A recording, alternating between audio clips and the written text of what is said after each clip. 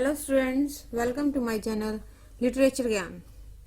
आज हम करेंगे भारतेंदु युग अर्थात आधुनिक काल, संवत 1900 से 1950 तक। यह काल आधुनिक हिंदी साहित्य का प्रवेश द्वार है। इसे संधि युग भी कह सकते हैं।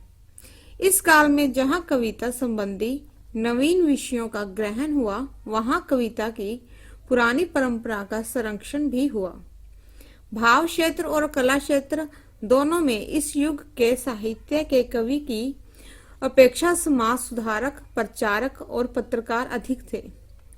परिणाम स्वरूप इन्होंने अपनी अपनी पत्र पत्रिकाओं में हिंदू समाज में प्रचलित कुरीतियों, धार्मिक मिथ्याचार, छल कपट, अमीरों की स्वार्थतकता, पाश्चात्य सभ्यता के रंग में रंगे हुए शिक्षित वर्ग की कटु आलोचना, पुलिस और कर्मचारियों की लूट खसूट, अदालतों में प्रचलित अन्याय अनीति, उर्दू के प्रति सरकार का पक्षपात रवैया, देश की सामान्य दुर्व्यवस्था, अकाल, महामारी का प्रकोप, अंग्रेजी शासन के शोषण आदि नवीन विषयों का समावेश हुआ। एक सुधारक एवं प्रचारक पत्रकार के लिए ऐसा करना स्वाभाविक भी था, क्योंकि उसे सामायिक प्रश्नों और समस्याओं के प्रति समाज को जागरूक करना था। इन नवीन विषयों के ग्रहण का बहुत कुछ श्रेय तत्कालीन राजनीति, सामाजिक और धार्मिक चेतना को है। दूसरी ओर भारतेंदु कालीन कविता में रीतिकालीन कविता का भी निर्वाह हुआ। आचार्य शुक्ल के भारतेंदु के प्रति कहे गए शब्द लगभग उस समय के समस्त काव्य पर लागू होते हैं।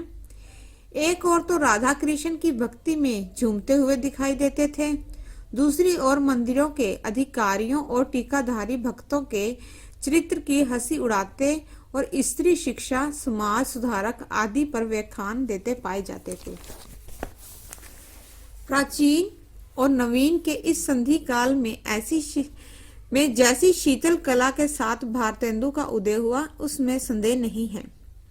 भारतेंदु जो प्रथम कोटि के कलाकार थे, उन्होंने अपने युग में साहित्य की प्रत्येक विद्या पर को अपेक्षित दिशा में स्वास्थ्य मार्गदर्शन भी किया। भारतेंदु जो अपने युग में साहित्य आकाश पर पूर्णतः छाए रहे हैं, वह समान रूप से साहित्य और जनता का सफल नेतृत्व करते रहे। डॉक्टर रामविलास शर्मा के शब्दों में भारतेंदु की सफलता यह रही है कि समस्त युग के साहित्य आकाश पर भारतेंदु जी छाए रहे। उनकी प्रेरणा से पत्र पत्रिकाएं प्रकाशित हुई, उनके संकेत पर अनेक लिखने लगे। तत्कालीन युवक और साहित्यिक अभिरुचि के व्यक्तियों के लिए प्रेरणा के स्रोत थे और उनकी इच्छा के विरुद्ध ना किसी ने कुछ कहा और ना लिखा। भारतेंदु युग के कवियों में से भारतेंदु, प्रताप नारायण मिश्र, अंबिका दत्त व्यास, राधा कृष्ण दत्त, बद्री नारायण चौधरी का नाम उल्लेखनीय है। भारतेंदु कालीन कविता की प्रमुख प्रवृत्तियां इस प्रकार हैं। प्रथम है देशभक्ति। भारतेंदु युग में राजनीति के अनुरूप हिंदी कविता में भी देशभक्ति और राजभक्ति एकतर चलती थी। भारतेंदु जी की पंक्तियों में विदेशी शासन के प्रति रोष है। अंग्रेज राज सुख साज सके सब भारी, यह धन विदेश चली जात रहे अति ख्यारी।